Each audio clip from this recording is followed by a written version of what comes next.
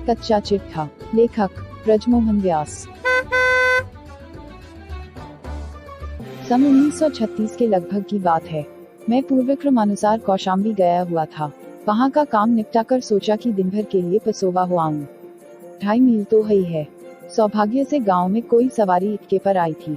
उस इक्के को ठीक कर लिया और पसोवे के लिए रवाना हो गया। कि कांटे से दुरस्त था। पसोवा एक बड़ा जैन तीर्थ है। वहाँ प्राचीन काल से प्रतिवर्ष जैनों का एक बड़ा मेला लगता है, जिसमें दूर दूर से हजारों जैन यात्री आकर सम्मिलित होते हैं।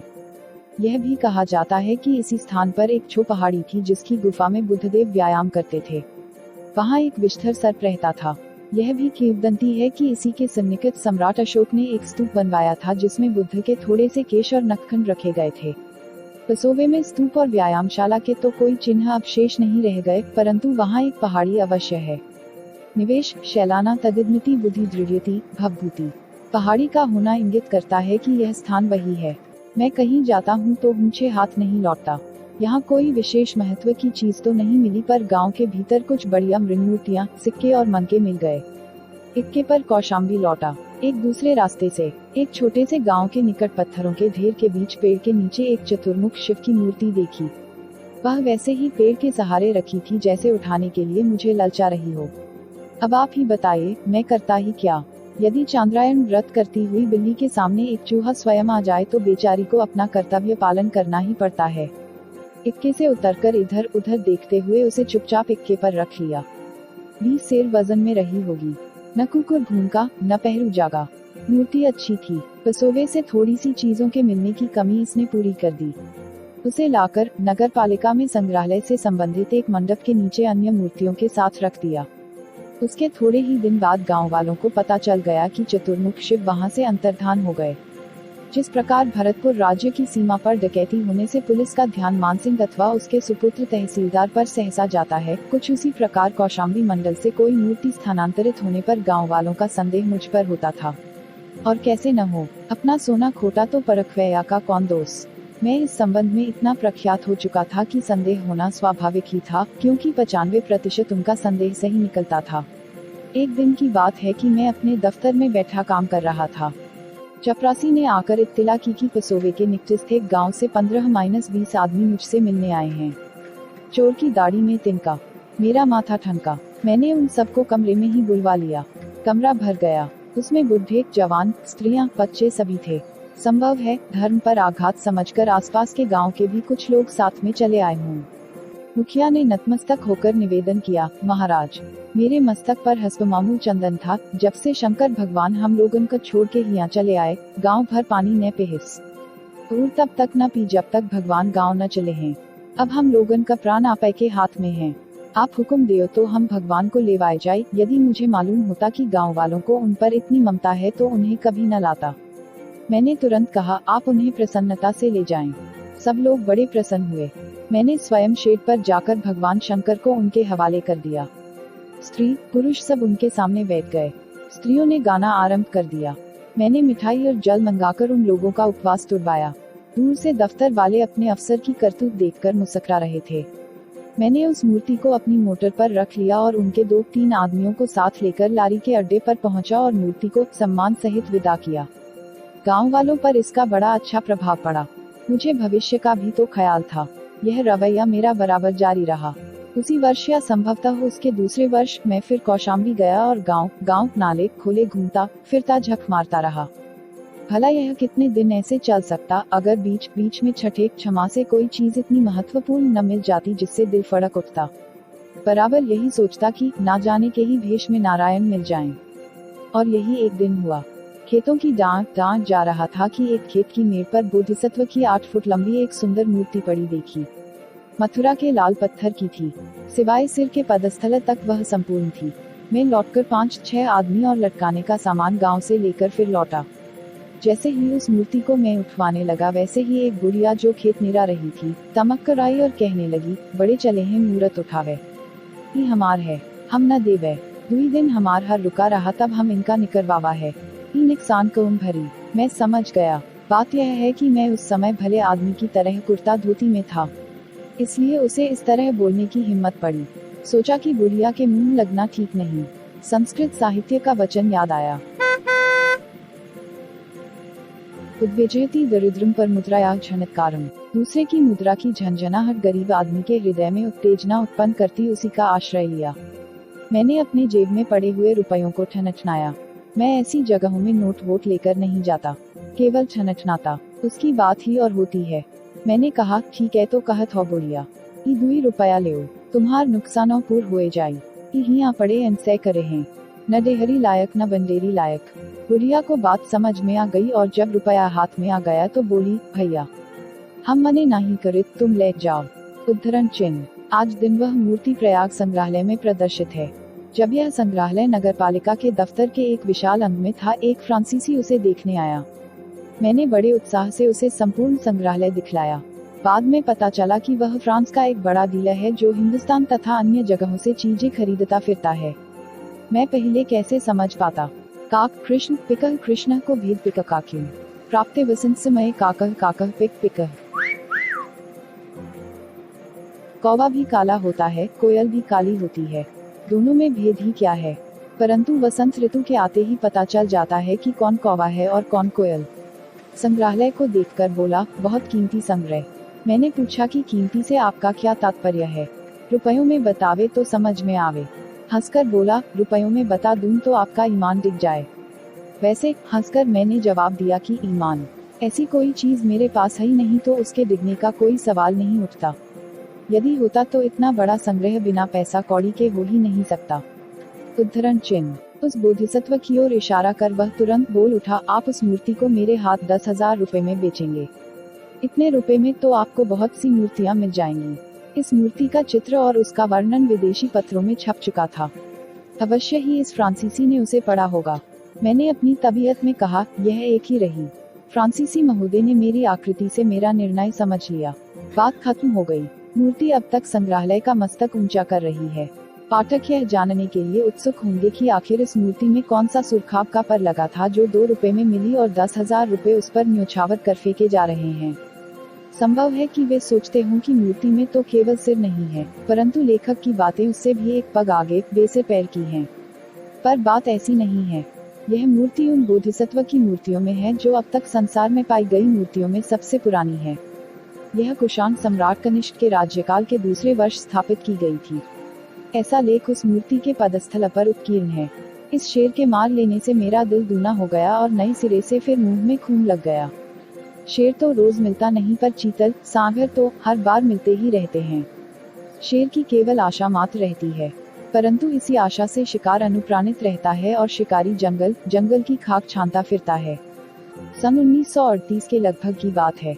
गवर्नमेंट ऑफ इंडिया का पुरातत्व विभाग कौशाम्बी में श्री मजूमदार की देखरेख में खुदाई कर रहा था। उस समय श्री के एम दीक्षित डायरेक्टर जनरल थे। मेरे परम मित्र थे। उन्हें प्रयाग संग्रहालय से बड़ी सहानुभूति थी और सदा उसकी सहायता करने के लिए प्रस्तुत रहते थे। साधु प्रकृति तो थे ही, परंतु आखिर बड़े हाकिम ठहरे, रोग था, जमाने के अभ्यस्त थे। खुदाई के प्रसंग में मजूमदार साहब को पता चला कि कौशाम्बी से 4-5 मील दूर एक गांव हजियापुर है। वहां किसी व्यक्ति के यहाँ भद्रमत का एक भारी शिलालेख है। श्री मजूमदार उसे उठवा ले जाना चाहते थे। गांव के एक जमींदार गुलजार मियां ने, जिनका गांव में दबादबा था, ऐतराज किया। गुलजार मियां हमारे भक्त थे और मैं भी उन्हें बहुत मानता था, यद्यपि उनकी भक्ति और मेरा मानना दोनों स्वार्थ से खाली नहीं थे। मैंने उनके भाई दिलदार मियां को म्यूनिसिपैलिटी में चपरासी की नौकरी दे दी थी और उन लोगों की हर तरह से सहायता करता था। वे मुझे आसपास के गांवों से पाषाण, मूर्तियां, शिलालेख इत्यादि देते रहते थे। मजूमदार साहब ने जब उसे जबरदस्ती उठवाना चाहा तो वे लोग फौजदारी पर आमादा हो गए। बोले, यह इलाहाबाद के अजायब घर के हाथ 25 रुपए का बिक चुका है। अगर बिना व्यास जी के पूछे इसे कोई उठावेगा तो उसका हाथ पैर तोड़ देंगे। मजूमदार साहब ने पश्चिम सरीरा के थाने में रपट की, पर किसी की कुछ नहीं चली। गुलजार मियां ने उस शिलालेख को नहीं दिया। मजूमदार साहब ने इस सब की रिपोर्ट नोन मिर्च लगाकर दीक्षित साहब को दिल्ली लिख भेजी।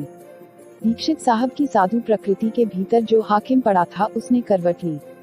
एक दिन दीक्षित साहब का अर्धसरकारी पत्र मुझे मिला, जिसका आशय यह था, कौशाम्बी से मेरे पास रिपोर्ट आई है कि आपके उकसाने के कारण जमींदार गुलजार मियां भद्रमत के एक शिलालेख को देने में आपत्ति करता है और आमादा फौजदारी है। मैं इस मामले को बढ़ाना नहीं चाहता, परंतु यह कहे बिना रह भी नहीं सकता कि सरकारी काम में आपका यह हस्तक्षेप अनुचित है। खैर, यहाँ तक तो खून का घूंट किसी तरह पिया जा सकता था, पर इसके आगे उन्होंने लिखा, यदि यही आपका रवैया रहा तो यह विभाग आपके कामों में वह सहानुभूति न रखेगा जो उसने अब तक बराबर रखी है। उद्धरण चिन्ह। एक मित्र से ऐसा पत्र पाकर मेरे बदन में आग लग गई। मैं सब कुछ सहन कर सकता हूँ, पर किसी की भी अकड़ बर्दाश्त नहीं कर सकता। आग्नेय अस्त्र से मेरे बदन में आग लग जाती है, वरुणास्त्र से पानी पानी हो जाता हूँ। मैंने तुरंत दीक्षित जी को उत्तर दिया, जो थोड़े में इस प्रकार था, मैं आपके पत्र एवं उसकी ध्वनि का घोर प्रतिवाद करता हूँ। उसमें जो कुछ मेरे संबंध में लिखा गया है वह नितांत असत्य है। मैंने किसी को नहीं उकसाया। मैं आपसे स्पष्ट रूप से कह देना चाहता हूँ कि आपके विभाग की सहानुभूति चाहे रहे या न रहे, प्रयाग संग्रहालय की उत्तरोत्तर वृद्धि होती रहेगी। प्रयाग संग्रहालय ने इस भद्रमत के शिलालेख को 25 रुपए का खरीदा है, पर आपके विभाग से, विशेषकर आपके होते हुए, झगड़ना नहीं चाहता। इसलिए यदि आप उसे लेना चाहते हैं तो 25 रुपए देकर ले लें, मैं गुलजार को लिख दूंगा। इसके उत्तर में उनका एक विनम्र पत्र आया, जिसमें उन्होंने अपने पूर्व पत्र के लिए खेद प्रकट किया। विभाग की उपेक्षा जो मैंने की थी उसे पी गए। बात खत्म हो गई। बाद में गुलजार ने मुझे बताया कि 25 रुपए लेकर उसने शिलालेख दे दिया। प्रयाग संग्रहालय में और भी भद्रमत के शिलालेख थे, कोई क्षति नहीं हुई। गरीब जमींदार को 25 रुपए मिल गए। उसने मुझे धन्यवाद दिया। मैंने सोचा कि जिस गांव में भद्रमत का शिलालेख हो सकता है वहां संभव है और भी शिलालेख हों। अतः मैं हजियापुर, जो कौशाम्बी से केवल 4-5 मील था, गया और मैंने गुलजार मियाँ के यहाँ डेरा डाल दिया। उसके भाई को, जो म्यूनिसिपैलिटी में नौकर था, साथ ले लिया था। गुलजार मियाँ के मकान के ठीक सामने उन्हीं का एक निहायत पुख्ता सजीला कुआं था। चबूतरे के ऊपर 4 पक्के खंभे थे, जिनमें एक से दूसरे तक अठपहल पत्थर की बंडेर पानी भरने के लिए गड़ी हुई थी।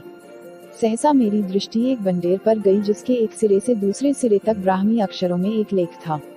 मेरी तबीयत फड़क उठी, परंतु सजीले खंभों से खोदकर निकलवाने में हिचक हुई।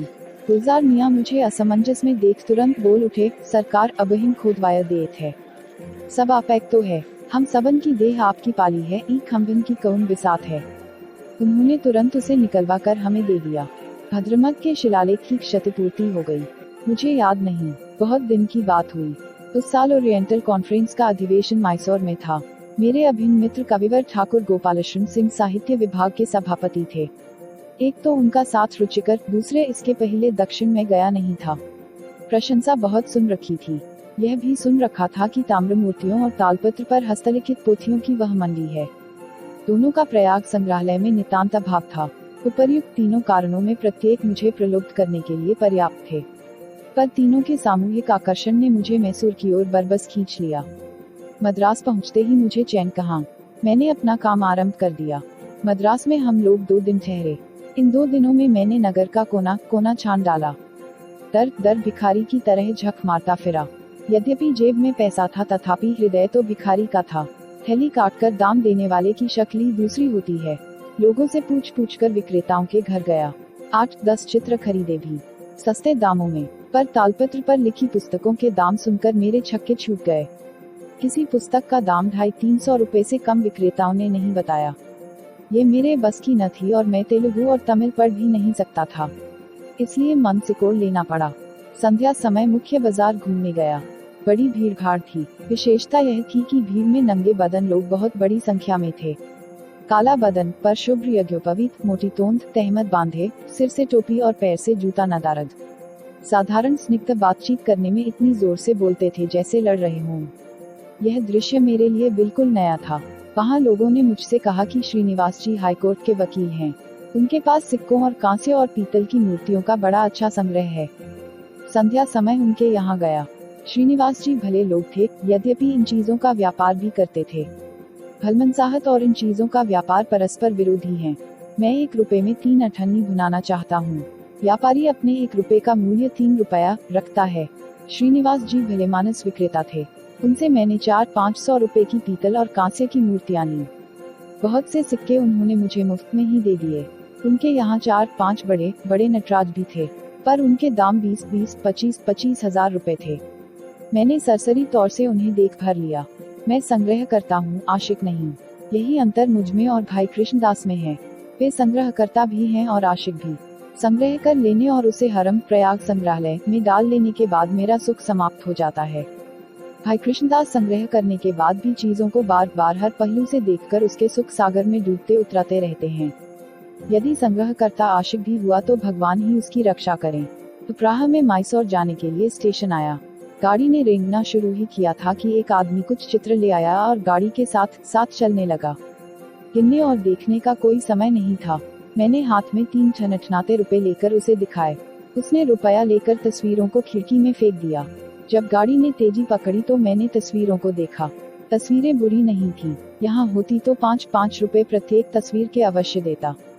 सौदा अच्छा रहा। आज के दिन वे 25-25 रुपए से कम की न मिलेंगी। मैसूर पहुंचकर अधिवेशन में सम्मिलित हुआ। मैसूर के युवराज सभापति थे। अधिवेशन में कोई खास बात न थी। अधिवेशन समाप्त होने पर हम लोग रामेश्वरम गए। तालपत्र की पुस्तक का न मिलना अभी तक कसक रहा था। मैं कैसे मन को समझा सकता था कि खलीफा मंडी में बटोरने से सेर भर अन्न भी न मिलेगा, जब प्रतिदिन वहाँ की बटोरन से अनेक भिखारियों का पेट भरता है। रामेश्वरम पहुँचने पर पंडे पीछे लगे तीर्थस्थान जो था। पंडों के देखते ही मेरे हथकंडे ने करवट बदली। मैंने झट ठाकुर साहब को राजा साहब बना दिया और पंडों से कहा, देखो भाई, राजा साहब का यहाँ कोई पंडा नहीं है।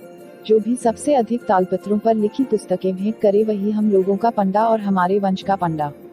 इसके पहले कि पंडे हमारे प्रस्ताव पर कुछ निश्चित कर सके, एक लड़कौंधा पंडा दौड़कर गया और उसने एक छोटा गट्ठर तालपत्र पर लिखित पुस्तकों का मेरे सामने लाकर पटक दिया। मैंने कहा, बस तुम ही राजा साहब के और हमारे आज से पंडा हुए, और उसकी वही पर अपने हस्ताक्षर कर दिए। चलते समय दोनों ही ने अपनी अपनी हैसियत के मुताबिक दक्षिणा दी। मेरी दक्षिणा से उनका क्या बनता, परंतु राजा साहब की दक्षिणा से पुस्तकों का देना उसे नहीं अखरा।